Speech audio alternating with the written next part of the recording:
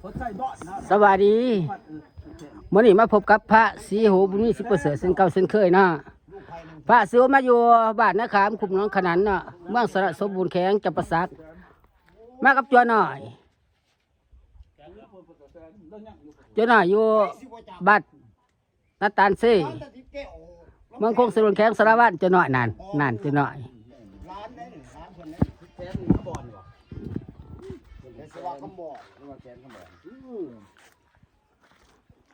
เอาติดตามช่อง YouTube ของพระศรีโหบุญมี10%เด้อกูอะไรกูเซ็นเนาะกดติดตามให้แน่ FC ลาวไทยต่างประเทศ FC ลาวไทยต่างประเทศเนาะอันองค์สิขาดผู้ที่3กับบ้านลูกสาวอยู่พี่มีแต่นอนแต่อูแต่นอนแต่อูองค์สิขาดผู้ที่3ให้คอยเลิกตัวนี้หายใจได้เศร้าย่างลัดมาเลยบ่ได้ขี่รถขี่เรือความเซมาเลย อยู่ใจของอ่อน โอเค ข้าวแกงมาใหม่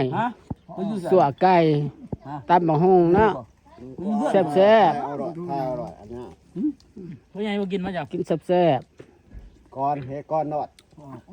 นี่พ่นอยู่นี่ตัวอ่อนฮะจะบ่โตเพิ่นมา ไปตรองอ่อนหมอ พ่นไส้ได้ลูกเคยพ่นไส้บ่นี่ลูกเคยพ่นไส้บ่นี่ แน่ใจพ่ออีน้อง ยังบ่โทษ อยู่ใจเลยนี่ ตรองอ่อน มาเด้อเจ้าอยู่นี่ไว้ใกล้ไว้ยางมาเจ้าอยู่เลือดนี่เลือดนี่นางนี่หว่า มา ๆอยู่ให้อยู่หน้าคือเก่า แม่นน่ะมา หน้าโคน้องขนัน ก่อนก็อยู่ นาย นี่ อยู่หน้าคือเก่าบ่นี่ หน้าไอ้สมนี่ มาอยู่ในให้ในหน้าคือเก่าพระศรีโหบุญมี10%ทั้งเขาอยู่หน้าไอ้สมนี่ไว้สมแปลงเนี่ย มา ทั้งเขาอยู่หน้าไอ้สมแปลงเนี่ย มีร้านซ่า ฝากติดตามช่อง YouTube ของพระศรีโหบุญมี10%เด้อกูได้กูแซ่เนาะ เขาบ้าน FC ดาวไทยและต่างประเทศบรรยากาศตอนเที่ยงเนาะภาพบรรยากาศตอนเที่ยงไล่เอามาให้ดูให้สมมากับจัวหน่อยบรรยากาศภาพบรรยากาศอยู่ที่บ้านนาขามคุมหน้องขนันเมืองสระสมบูรณ์แข็งจำปาสักไล่เอามาให้ดูให้สมบรรยากาศสวยๆงามๆเนาะ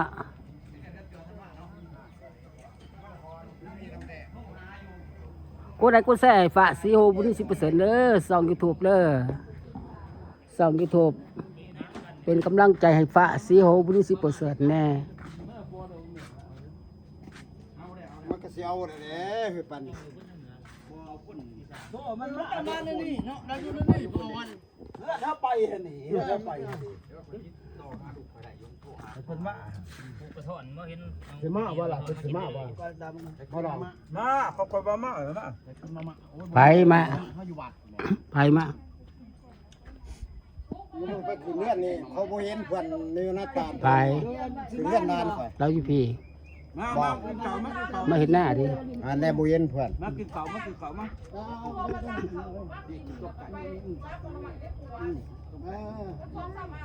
นี่แหละผู้ตัวเฮ้ยนี่เราจำได้ผู้ตัวได้ดิผู้ใหญ่ตัวได้ดินี่บอกว่าท่านบ่าผู้ใหญ่ตัวได้ กับผู้ใหญ่คือกันเด้อตัวเด้อ แป๊บนึงเดี๋ยวพอกิน ผู้ใหญ่ อยากมาอะไรยิ้วเขา จากมากิน น้องข่อยแล้ว ยิ้วเข่าล่ะ อยากกินมาคนเนี้ย เพิ่นเคยกินมาม่าดิเพิ่นบอกเคยกินอันนี้ บอกแล้วว่าเป็นแบบ บอกเป็นใจมันบ่อยู่ดาวเฮ้ย คนเดียวกับ ตอนนี้ก็เห็นเบี้ยมันเจ้าอะไรอยู่น้ำกันใกล้กันอย่าง พามาดูมาส้มรถเนาะรถตู้เพิ่นนี่ เยอะๆจะมาอีกมึงบอกบ้า พ่อเขาอยู่แต่ก็เห็นแต่กลายเป็นอะไรมาอยู่ เดี๋ยวจะตักกันอยู่ ภาพบรรยากาศก็อ้าวสบายดี ทานอาหารยาชาติเจริญพรอยู่ดีแพง ฉันกับยังได้อาหารนะ ฉันมีไก่แน่และก็ตำหู โอ้สั่วไก่ตำบักหุ่งแกงหน่อไม้ก็ น้องโง่ โอ้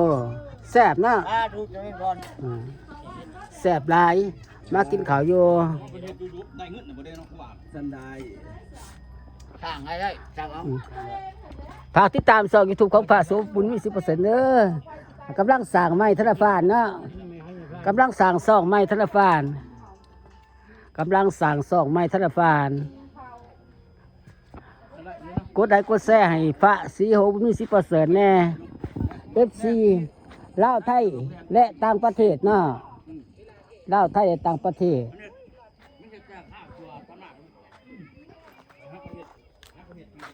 ภาพบรรยากาศ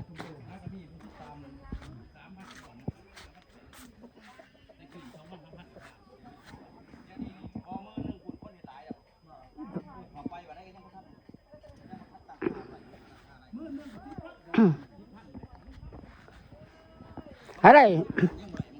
ฝากติดตามอะไร8,000 วิวนะอะไร7-8,000 วิวนะอะไร7-8,000 วิวเด้อนะ เจ้ามาจากลกในตีหญ้าหยกขนาดเจ้าเบิ่งตีหน้าขน่อยมีบ่ บ่ได้ไปฮะ เจ้าเห็นบ่ ยังยังคอย YouTube คอย มันสิเกิดลายเลยเด้อ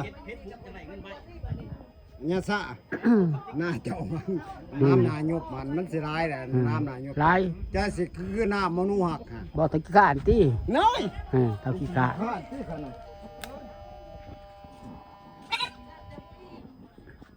หน้าคอยบ่ได้เหยียบน้ำหน้าหยกเลยเด้อ อยู่ดาวยากเลยเด้อคันไทยอันสบายอยู่ไทย เพื่อนเขาไปฮันเดบังบุญฮันเดนี่ออกจากนี้จะไปหาเปรตทมอยู่จะซื้อเมื่อ เพิ่นเห็นคนลงเพชรไปเด้ ไปหาเพิ่นบ้านนี่ หาหยังมาแต่ว่าจึงสิพาพี่อยู่เปรตทมอยู่ อยู่ใส่มาทมอยู่ใส่ อยู่ที่เอื้อนแม่สมพอแปลงเนาะบ้านนาคามคุมหน้องขนันเด้อมากินข้าวเฟ้น เอารถบิโก้บัก มาสันข้าวเฟ้นอยู่เอื้อนพอแปลงแม่สม ย่างแต่ว่า บ้านนาคามคุมหน้องขนันเนาะ แต่ว่าจะประเด็นน้ำกันเด้อ อยู่ไฮอยู่หน้า ไปกันไหน เพื่อนอยู่ไฮอยู่หน้าเนาะหน้าโคกน้องขนันเนาะหน้าหินแห่หน้าโคกหินแห่หน้าโคกหินแห่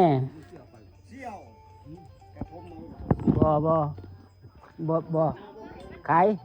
บ่เปิดนะว่ะบ่เปิดเสียงเพลง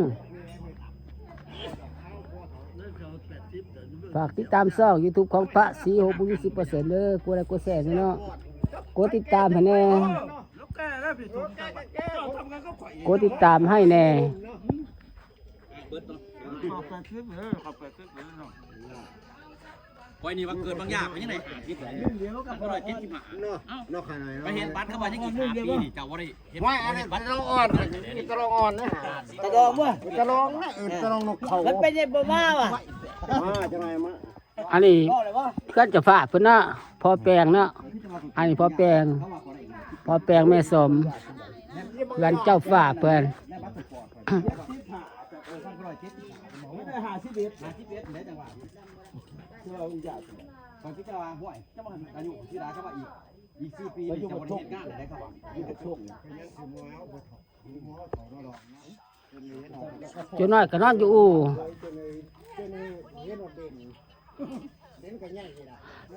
รายงานตัวแล้วจุน้อย